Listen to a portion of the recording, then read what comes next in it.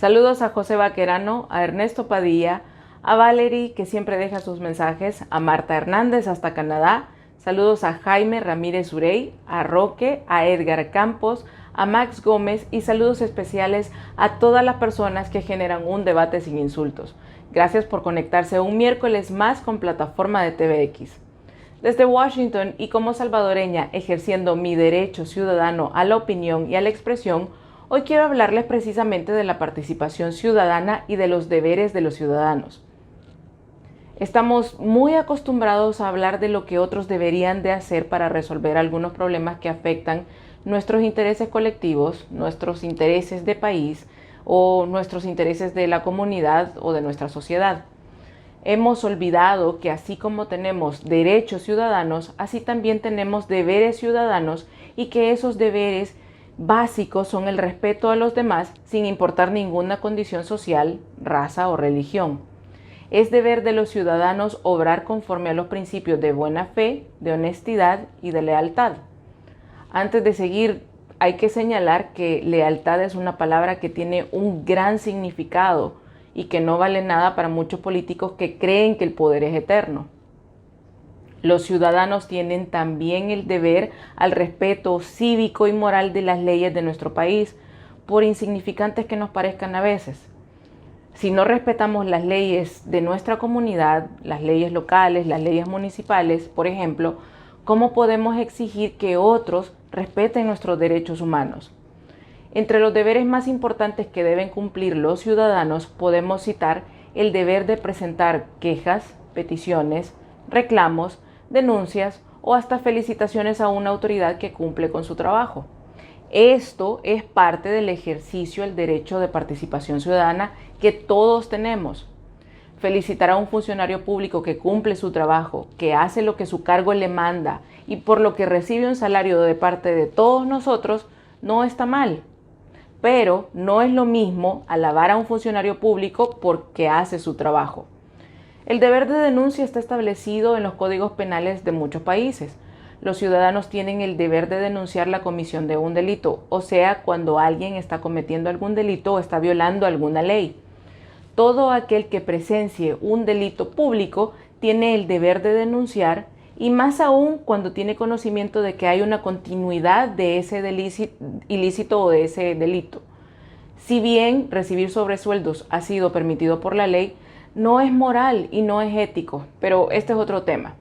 Todos los que recibieron sobresueldos, incluidos esos periodistas que ahora trabajan en consulados de Estados Unidos, exfuncionarios públicos, dueños de ONGs de fachadas que ahora están pidiendo asilo en otros países, todos estos son iguales de corruptos que los políticos que les pagaron los sobresueldos porque se sirvieron todos del Estado y de los fondos públicos.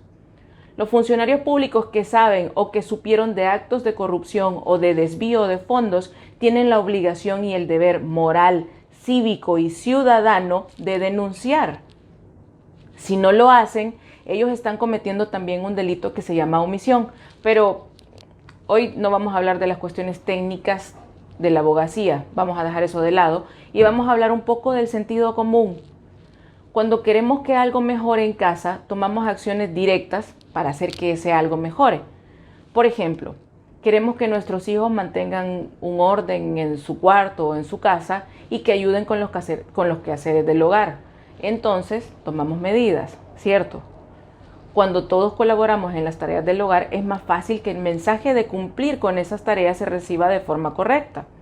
Si un papá o una mamá exigen con violencia a su hijo que ordene su habitación y la casa está patas arriba, el hijo no va a cumplir con el deber de ordenar su habitación porque no tiene un ejemplo a seguir. Lo mismo pasa a nivel social. Si nosotros, los ciudadanos, no cumplimos respetando las leyes primero y ejerciendo la participación ciudadana, si ignoramos nuestros derechos y nuestros deberes, no podemos exigirle a las autoridades que cumplan con su parte, porque primero no sabemos qué es lo que tiene que hacer un funcionario público para cumplir con su trabajo y segundo, no sabemos que es nuestro trabajo exigirle a los funcionarios públicos que respeten las leyes. De modo que los ciudadanos tenemos el deber de tomar acciones para exigirle a los funcionarios públicos, llámese alcaldes, presidente, diputados, fiscales, magistrados, que cumplan con su trabajo y que respeten las leyes. Permitir cómodamente que los funcionarios de gobierno tomen decisiones diciendo que es el deseo ciudadano, sin que en realidad el ciudadano sepa qué implicaciones tienen esas decisiones en la vida del país, es quedarse en un lugar cómodo y conformista para no ejercer el deber ciudadano de participación en los temas de país, que aunque no nos parezca, nos afecta a todos, incluso a los que vivimos afuera. Si no exigimos transparencia, rendición de cuentas, información acertada, no podemos después quejarnos de la corrupción de los funcionarios públicos. El que no denuncia es cómplice. El que omite información sobre corrupción es cómplice. Todos esos funcionarios públicos, asistentes de diputados o miembros de partidos políticos que sabían y que saben en este momento de actos de corrupción, y no estoy hablando de partidas secretas ni de sobresueldos, son cómplices de los corruptos. Todos esos que recibieron contratos amañados de instituciones de gobiernos anteriores, todas esas empresas, como la empresa de publicidad de la familia Bukele, que se sirvieron del Estado con contratos millonarios y que callaron la corrupción de los gobiernos anteriores en el momento en el que ocurría la corrupción, son partícipes de la corrupción. Y ahora vienen y se presentan rasgándose las vestiduras cuando no les compete. Mientras los ciudadanos no exijan y continúen en esa comodidad de esperar a que otros resuelvan los problemas del país, de nuestra sociedad, la corrupción va a continuar impune. Justificar la corrupción del expresidente Saca, creer en su declaración bien orada y organizada, creer que está arrepentido y decir que es de humanos cometer errores y reconocerlos, cuando hablamos de un expresidente que confesó no solo una vez, sino 2 veces en público que desvió más de $300 millones del Estado, porque así se hizo siempre, es ser partícipes de esa corrupción. Es solapar y aceptar la corrupción que tanto daño le ha hecho al país y que tanto daño le sigue haciendo al país. Permitir que la corrupción continúe no solo es ser cómplice de esa corrupción, sino que también nos convierte en garantes de la impunidad. Las reacciones a favor y las justificaciones benevolentes para con el expresidente Saca nos muestran que muchos salvadoreños no comprenden la gravedad del problema de la corrupción y que no comprendieron absolutamente nada de por qué Estados Unidos publicó un listado de corruptos recientemente. Tampoco han comprendido por qué se habla del tema de corrupción con tanta preocupación. Esto es como cuando las amigas le decimos a nuestra amiga o un amigo que su marido, su novio, su esposo, su esposa la está engañando y les mostramos las pruebas para hablar de esa infidelidad, pero la persona engañada busca justificar la infidelidad por varias razones. La lista Ángel nos mencionó a varios funcionarios que, de paso hay que recalcar, han sido parte y miembros de muchos partidos políticos como actores corruptos que han operado por años, y los salvadoreños, en lugar de exigir acciones concretas en contra de esa corrupción, prefieren creer y justificar la corrupción. ¿Por qué estamos esperando que Estados Unidos haga algo en contra de estas personas? ¿Por qué Estados Unidos debería de imponer sanciones más firmes o hacer algo en contra de estas personas? Estados Unidos nos ha dado un listado de corruptos. Lo menos que podemos hacer los ciudadanos es exigirle al gobierno y a las autoridades que investiguen, que presenten resultados reales de esas investigaciones, que presenten documentos y pruebas que desvirtúen esos señalamientos. Por cierto, como nadie va a exigir que haya una investigación, y como nadie le va a exigir a Rolando Castro, el ministro de Trabajo, que presente las pruebas de la supuesta demanda que dijo que va a poner en Estados Unidos para que se aclare por qué ha sido señalado como corrupto, esto se va a quedar en un show y ya se habrá olvidado como ya se había olvidado. De paso, también hay que decir que el simple hecho de que alguien, sea funcionario público o no, resulte señalado en una lista de corruptos, de personas que desvían dinero, de personas que roban el dinero que no es de ellos, debe representar un punto de inflexión y de indignación para los salvadoreños honrados. ¿Por qué para un ciudadano común es vergonzoso que le prohíban la entrada a otro país por ladrón?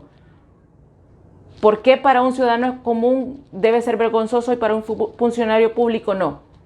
No hay diferencia, y es peor que siendo un funcionario público sea señalado como un ladrón, como alguien que se roba el dinero que no es de él. Pero volvamos al caso de la persona infiel. ¿Por qué la familia de la engañada debe hacer algo cuando es sabido por todos quién es el infiel y quién es el que ha cometido un error? El que debe tomar las acciones y las decisiones es la persona engañada. Y otra vez, hay que apelar al sentido común. Él o la engañada decide, 1, dejar al infiel; 2, decide quedarse y aceptar la infidelidad y el abuso, porque sí, infidelidad es una forma de abuso; y 3, decide quedarse callada y continuar como que nada pasa y sufrir en silencio. Es lo mismo con la corrupción y con el listado de corruptos que tenemos en El Salvador. Los que tienen que tomar acciones directas y decisiones concretas son los salvadoreños.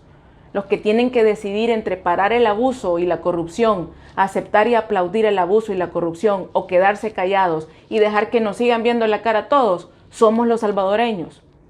Combatir la corrupción, sacar del poder a los políticos corruptos y exigir cárcel para los políticos corruptos es responsabilidad de todos los salvadoreños, no de Estados Unidos ni de la Unión Europea. Exigir combate a la corrupción no se trata de permitir que utilicen las instituciones del Estado para perseguir por perseguir, para manipular la opinión pública sin combatir la corrupción que sigue operando en el gobierno en este momento.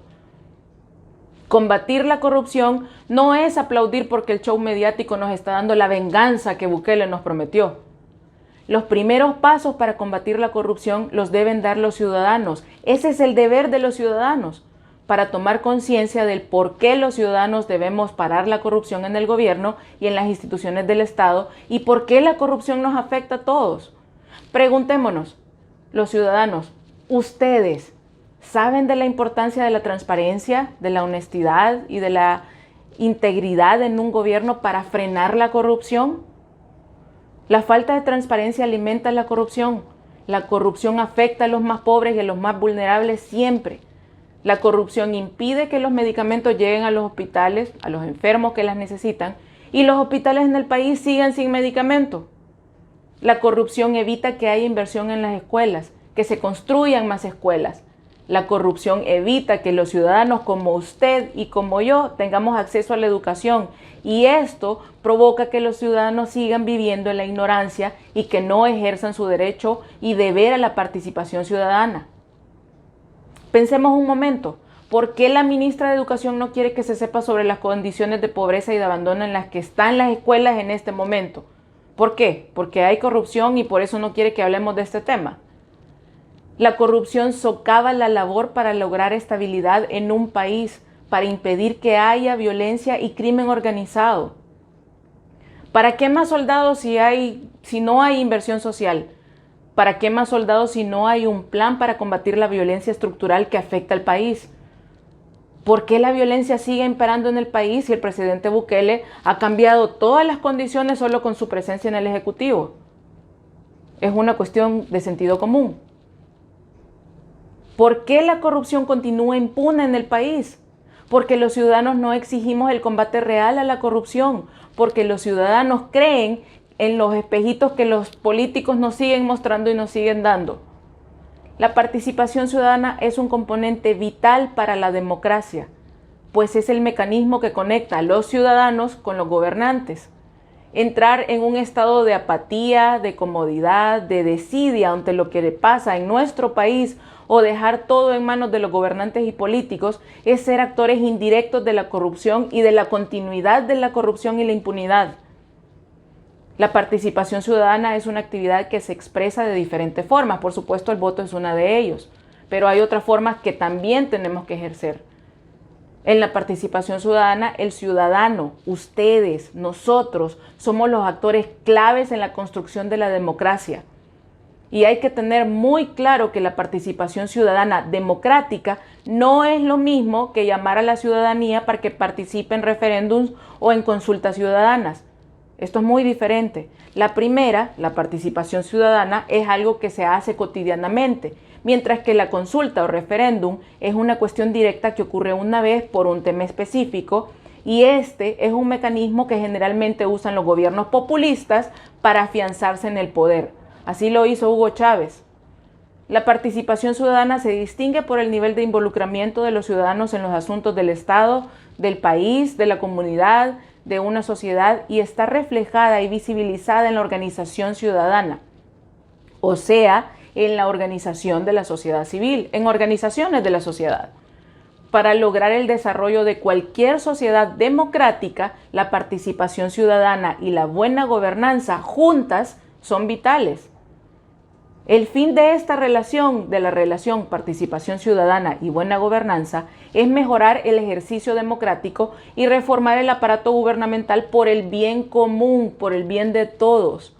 De modo que la participación ciudadana activa es un referente que ayuda a entender y abordar el problema de la corrupción a partir de los momentos en que los ciudadanos solicitan información, exigen el cumplimiento de los derechos humanos y del respeto a las leyes, ponen quejas, denuncias y hacen contraloría para el gasto público.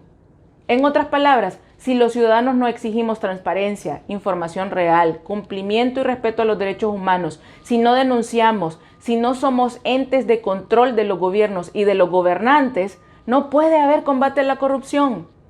No basta solo con mencionar la palabra corrupción aquí, allá, una y otra vez. No basta con hacer un show y arrestar a diestra y siniestra para hacerles creer a ustedes, a la población, que se está combatiendo la corrupción. La corrupción es un mal hábito y es un rasgo cultural arraigado especialmente en los políticos que desde hace muchos años se ha expandido de manera orgánica en nuestra sociedad. El hecho de que no hay un castigo real para los corruptos y de que se utilicen las instituciones del Estado para hacer un show con el tema de la corrupción sin combatir la corrupción que tengo en casa, perpetúa la impunidad y motiva a otros a encontrar su propio sistema de corrupción. El problema no es la ley. La ley para combatir la corrupción está ahí, ha estado ahí. El problema es la falta de interés de los ciudadanos en exigir un combate real a la corrupción y en exigir el cumplimiento de las leyes y en exigirle a los funcionarios que cumplan con su trabajo. Sancionar a quienes incumplen la ley es importante. Exigir que los corruptos, que los funcionarios devuelvan el dinero que se ha robado de los fondos públicos es importante para que se cumpla esa sanción. Pero no hay sanción cuando empezamos a justificar a un corrupto que sabe bien cómo hablar ante las cámaras y que manipula bien los sentimientos de toda la población y de los ciudadanos para hacerles creer que está arrepentido o que está combatiendo la corrupción. Denunciar actividades ilegales, denunciar corrupción en nuestras empresas, en nuestros alrededores, en el gobierno, entre los gobernantes, construye una acción que marca límites a conductas inmorales e incorrectas y fomenta valores en la sociedad que combaten la corrupción. Esta idea de ver, oír y callar es todo lo contrario a la necesidad de marcar límites y valores en nuestra sociedad. Es permitir que otros operen como se les dé la gana. La participación ciudadana no solo es fundamental para el combate a la corrupción, también lo es para la creación de políticas públicas con enfoque social y con enfoque de derechos humanos. No es suficiente que los ciudadanos digan no o digan un no rotundo a la corrupción o que expresen su rechazo a la corrupción en las redes sociales. La participación ciudadana debe responder a la gravedad del problema de corrupción que tiene el país y esto se logra a través de la organización civil, ciudadana y social. No es lo mismo que una persona denuncie la falta de agua en una colonia a que todos los vecinos se unan y salgan a las calles y protesten para que las autoridades les escuchen y resuelvan el problema de la falta de agua.